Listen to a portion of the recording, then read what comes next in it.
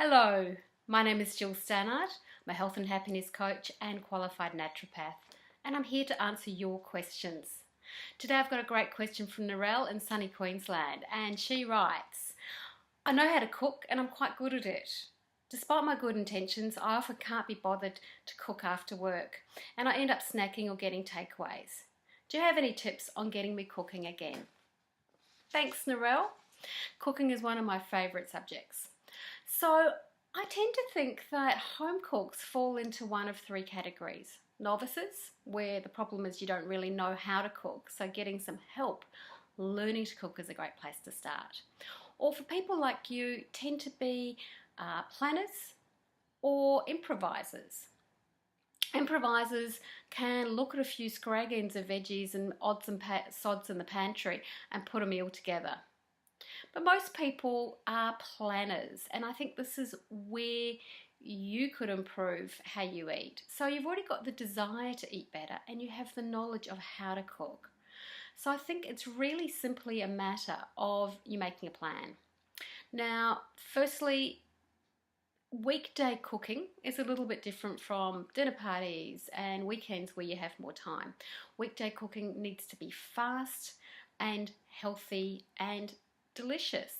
There's no point choosing recipes which are complicated or have far too many ingredients, or actually have ingredients of things you don't like eating. So I'd like you to take about an hour the next time, on the weekend or when you next get a free evening, and to write down at least 15 different quick meal ideas. Now, if you need help for those, you can go to my resources section at gillstannard.com.au/resources. And I've got a heap of recipes, over 100 of healthy recipes for different types of diets, including breakfast, lunches, and dinners. You can crowdsource your recipes, and this is what I love about social media.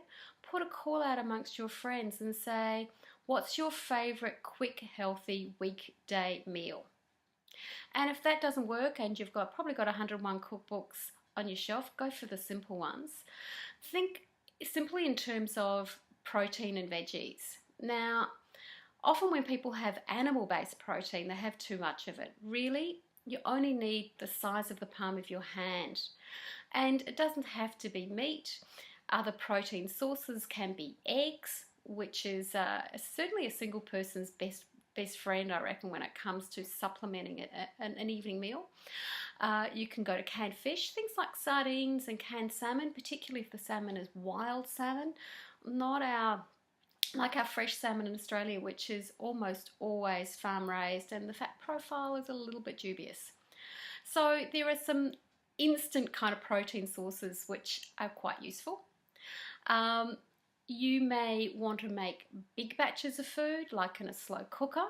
Now, you say you're in Queensland, this is probably more for the cooler states, but winter is a great time to use heaps of veggies, maybe a grain like barley, and a little bit of meat, if you're a carnivore, and put that in your slow cooker the night before, set it to go in the morning, and you've got a couple of meals there. Sounds like it's only you at home, so you can be a lot more creative when you cook for one. I actually enjoy cooking for myself because I can come up with some interesting concoctions. The main point is that it's a simple binary when it comes to cooking. You need to shop, you need to have food, unless you've got a garden full of vegetables. So getting back to the plan, when you've got your 15 different food ideas, make a choice for the first week, and maybe just be Monday to Thursday that you're getting sorted out. Write down the contents with the ingredients that you need, the ones that you need to go and buy, what you already have on hand, and also plan to do a freezer meal, do a double batch to begin with. So you've got something for those nights like a soup or a stew that you can pull out of the freezer. Now, you've got one advantage of being in Queensland at the moment where the weather's warmer, so you're going to go for my summer favourites. If in doubt, steamed veggies or a salad with a source of protein. Now, the protein, as I said, doesn't have to be meat, it can be an egg, but it also could be tofu, some canned beans and make a bean salad, some quinoa, some nuts and some seeds.